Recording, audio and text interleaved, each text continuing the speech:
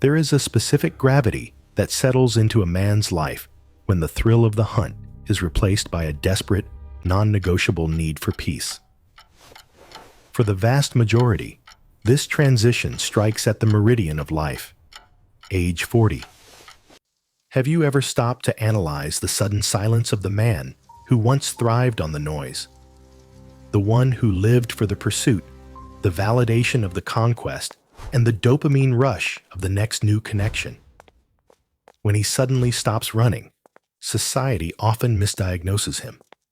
They whisper that he is broken, that he has given up, or that he has lost his edge. They are wrong. He hasn't broken. He has calibrated. The relentless kinetic energy he once poured into the chase has not disappeared. It has been redirected. It has been reinvested into an asset he now understands is infinitely more valuable than a conquest, his own serenity. This is not a story about giving up. It is the brutal, beautiful process of growing up. After 40, the metrics of male success in relationships undergo a profound architectural shift. The scorecard changes. It is no longer about the volume of conquests, but the depth of connection. It is not about the adrenaline of the pursuit, but the profound stabilizing calm of a genuine partnership. We are going to dissect the deep psychological architecture behind why men over 40 exit the game, what they are actually hunting for in the second half of life, and why this retreat is actually the highest signal of male maturity. We are tracing the evolution from the exhaustion of the player to the ultimate pursuit of a life built on bedrock. The first and perhaps most visceral driver of this shift is simple, raw exhaustion. We have to be honest. The chase, as modern culture defines it, is a young man's sport. It runs on a very specific type of fuel, a volatile mixture of biological imperative, social programming, and a deep-seated hunger for external validation. It demands a staggering caloric burn, not just physically, but mentally and emotionally. When you are in your 20s and 30s, your tank is full of this high-octane reserve. You have the luxury of time. You can afford to burn weekends swiping through faces, crafting the perfect algorithmic opening line, and enduring a dozen first dates that lead to dead ends. You tolerate the analysis of mixed signals, the emotional volatility, and the drama because at that age, the chaos feels like movement. The game itself feels like the reward. But after 40, the engine changes. A man at this stage has spent 2 decades building the infrastructure of his existence. He has navigated corporate ladders, survived financial crises, perhaps weathered the collapse of a marriage, or borne the weight of fatherhood. His energy is no longer a renewable resource to be sprayed recklessly at strangers. It is a precious, finite commodity. It is allocated strictly to his purpose, his health, his established tribe, and his own survival. For this man, the modern dating landscape often manifests as a source of profound fatigue. While the statistics show millions of men over 50 are active online, for many, the digital carousel of matching and messaging feels less like a romantic adventure and more like a second unpaid internship. The conversations are often repetitive, a performance of authenticity rather than the thing itself. This process feels deeply corrosive to a man who has spent years stripping away his own masks to become who he really is. He begins to recognize the patterns of the game with a weary, cynical familiarity. The breadcrumbing, the ghosting, the hot and cold fluctuations. These aren't mysterious puzzles to be solved anymore. They are recognized instantly as symptoms of emotional insolvency. A man over 40 has developed a severe allergy to this ambiguity. He no longer has the patience to decode someone else's indecision. He refuses to wonder where he stands. The energy he once spent chasing a woman who wasn't sure about him is now viewed as a bad investment with zero return on equity. The thrill of the chase is replaced by a cold, rational calculation of time and energy. He looks at the game and asks a terrifyingly simple question: is this the best use of my life force? Increasingly, the answer is a resounding no. The chase is exhausting, and for a man who is finally learning to hoard his energy for what truly matters, the price of admission is simply too high. This brings us to the most crucial variable in the new equation: the ruthless prioritization of peace. If there is a single currency that appreciates exponentially in value for a man after 40, it is his peace of mind. In the turbulence of his younger years, a man often makes a critical error in translation. He confuses drama with passion. He mistakes emotional volatility for intensity. He might even find a perverse excitement in the unpredictability of a chaotic partner, believing that the highs are only worth the lows. That is because his identity is still malleable, still being forged in the fire, and he believes external validation requires a struggle. But by the time he crosses the threshold of 40, he has seen the invoice for that chaos. He has likely survived a high-conflict relationship, a litigious divorce, or simply a decade of dating turbulence that left his spirit hollowed out. He has learned, usually through the harsh feedback loop of failure, that a lack of peace in his private life is a contagion. It does not stay contained. It bleeds out. It poisons his focus in the boardroom. It strains his patience with his children, and it corrodes his physical health. He knows now that chronic relationship stress is not just annoying, it is a silent killer, spiking cortisol and shattering his sleep. Consequently, a man over 40 has often worked tirelessly to construct a sanctuary. This is not merely about his physical residence, though that matters. It is about his internal architecture. It is the sanctity of a quiet Sunday morning with a coffee and a book, undisturbed by manufactured crises. It is the established routine that keeps him grounded in a spinning world. It is the mental bandwidth he requires to solve complex problems, or simply to decompress from the weight of his responsibilities. This peace is his most valuable asset, and he becomes a fierce, uncompromising protector of it. He begins to view potential partners through a radically different lens. He stops looking at a woman solely through the aperture of physical attraction and starts looking at her through the lens of her impact on his nervous system. The questions change. He stops asking, "Is she exciting?" and starts asking, "Is she stable?" He stops wondering if there is a spark and starts analyzing if there is mutual respect. He becomes highly sensitized to the frequency of red flags, drama, inconsistency, a perpetual victim mentality, or an inability to communicate without combat. These are no longer viewed as quirks or passion. They are identified as direct threats to his well-being. A sentiment echoed by almost every awakened man in this phase is simple: my peace is more valuable than your presence. This is not an insult. It is a boundary. It is a statement of fact. He has come to the conclusion that a great relationship must be a net positive to his peace, not a tax upon it.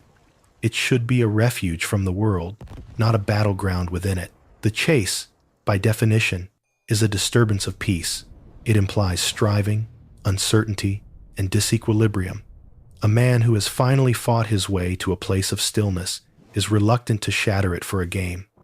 He stops chasing chaos, disguised as love. Instead, he waits for a calm that feels like home.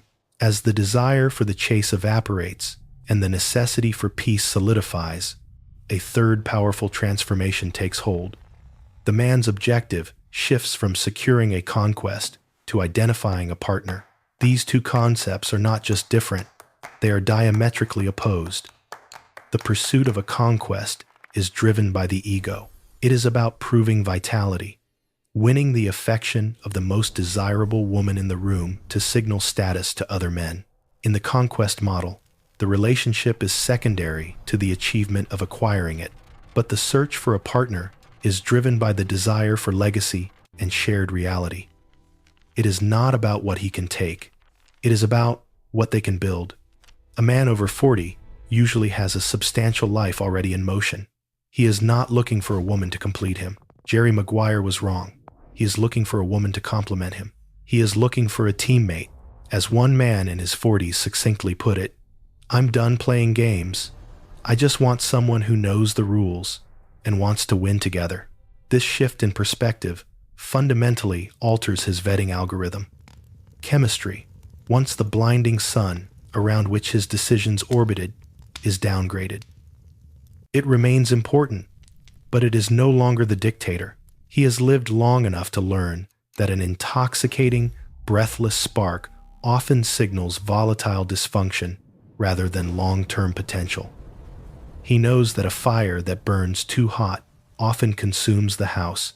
Instead, he prioritizes compatibility on a cellular level. He searches for resonance in values, in life goals, and in emotional intelligence. The questions he asks now are heavy with implication. Do we want the same things from the second half of our lives? Can we navigate a disagreement without burning down the bridge between us? He is no longer mesmerized by a flashy performance or a curated public image. He demands substance. Authenticity, self-awareness, and kindness become the ultimate aphrodisiacs. He finds himself drawn to a woman who knows exactly who she is, who has faced her own demons and done the heavy lifting of emotional repair, and who is not looking for a savior to fix her. He is searching for grown-up love, a coalition between two sovereign, self-sufficient individuals who choose to share their existence, not because they are incomplete, but because they are whole. This desire for genuine partnership necessitates a death to subtlety. The youthful games of feigning disinterest, of waiting 3 days to call, of pretending to care less to gain power, these now feel juvenile and deeply disrespectful of the ticking clock. A man seeking a partner wants to know if you are reading from the same book. He is far more likely to be surgically direct about his intentions. This clarity is not a lack of romance. It is the highest form of respect. It is the bedrock of reality. He is done chasing a fleeting dopamine hit. He is deliberately looking for the person with whom he can build the rest of his life. If this analysis is resonating with you, if you have felt this shift in your own bones or seen it in the men around you, leave a comment below. Tell me which point hits closest to home. Your stories are the heartbeat of this community, and I read every single one of them. This brings us to another critical factor that kills the drive to chase: the cultivation of radical self-sufficiency. To understand this, we must look at the timeline. A man in his 20s is essentially a construction site. He is building his career, his finances, and his identity from the ground up. In this formative chaos, a relationship often feels like the cornerstone that holds the precarious structure together. Society hands him a script: get the job, get the girl, build the family. His sense of purpose can feel desperately tied to finding a partner to validate his status as a man. Contrast that with the man in his 40s. He has largely completed the heavy lifting. The scaffolding is down. He has established career stability and financial independence. He has hobbies that feed his soul and a network of friends who have stood the test of time. He has built a life that he is, for the most part, deeply content with. He is not sitting in a dark room feeling empty or incomplete. He has learned to be his own source of heat. This self-sufficiency fundamentally changes the physics of how he enters the dating world. He is no longer operating from a place of deficit, but from a place of abundance. He does not need a woman to feel validated. He does not need a relationship to have a social calendar. His happiness is no longer held hostage by his relationship status. This mindset is incredibly powerful because a man who does not need a woman is free to choose one for the right reasons. He stops looking for a relationship to fill a void in the drywall of his life. Instead, he looks for a partner who can add a new, beautiful dimension to a room that is already furnished. This distinction is the fulcrum upon which everything turns. The question is no longer, how can she save me? But how can she enhance a life that is already good? This makes him incredibly, sometimes frustratingly, selective. A relationship is no longer the default next step on the conveyor belt. It is an optional upgrade that must prove its value. This is why he can seem indifferent to the chase. To him, the chase implies a lack, a desperate message of, "I need you to make my life work."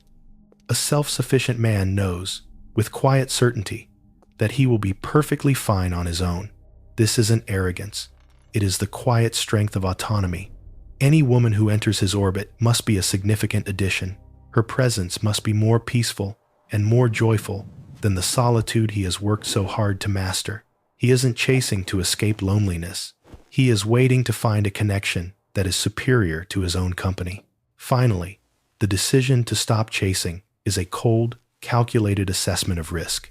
A man over 40 has more to lose than his younger self could ever comprehend. This isn't pessimism. It is prudence born of scars. He has spent decades accumulating assets, not just financial capital, but emotional equity and lifestyle freedom. First, there is the financial reality. A man in his 40s is often acutely aware of the economic destruction a bad partnership can wreak. He may have already survived a divorce that decimated his net worth, and the prospect of repeating that disaster is terrifying. He vets a potential partner's financial habits with the scrutiny of a loan officer, not because he is a miser, but because he knows that financial incompatibility is a grenade in the living room. He fears being valued for his provision rather than his personhood, making him guarded. Second, there is the emotional risk. Heartbreak metabolizes differently after 40. The elasticity of youth, the ability to bounce back from betrayal with optimism intact, has waned. A significant emotional blow now feels like a permanent injury. When you have fewer years ahead of you than behind you, wasting time on the wrong person feels like a crime against yourself. Past betrayals have left calcified tissue over his heart. He grants trust slowly, in drops rather than floods. Finally, there is the risk to his lifestyle, to that hard-won peace and self-sufficiency we discussed. A man who has built a calibrated life fears the intrusion of the wrong energy. The thought of merging schedules, compromising on routines, and sacrificing his sanctuary can feel suffocating if the partner isn't the right fit. His time is his most precious, non-renewable resource. Wasting 3 years on a dead-end relationship is not just a mistake, it is a tragedy. Because he has so much to protect, his vetting process becomes rigorous. The chase is a high-risk gamble based on initial attraction. A man over 40 is no longer a gambler. He is an investor. He takes his time. He observes. He asks the uncomfortable questions early. He refuses to dive headfirst into a passionate pursuit because he knows the fall is much further down than it used to be. His caution isn't disinterest. It is a sign that he takes the potential of us seriously. So, when a man over 40 seems to stop chasing, do not mistake it for apathy. It is often the exact opposite. It is a sign that he is finally ready for the real thing. It is an evolution away from the ego-driven games of his youth toward a conscious, intentional architecture of love. He has traded the exhausting sprint for the steady, rhythmic pace of the marathon. He has realized that his peace is non-negotiable. He is no longer looking for a conquest to validate him, but a partner to build with. He chooses from a place of strength, not need. This shift is not a retreat, it is an advancement. It is the quiet confidence of a man who knows his own value. He understands that what he brings to the table is not the frantic energy of a pursuer, but the calm strength of a provider, the wisdom of experience, and the loyalty of a man ready to build a lasting home. When he stops chasing, it is because he has finally decided to stand still, confident that the right person won't need to be pursued. She will simply walk alongside him in peace. If you want to understand the blueprint of the mature male mind and what it actually takes to build a lasting connection in this chapter of life, you need to watch this next video on the green flags men over 40 look for in a partner. Thank you for watching.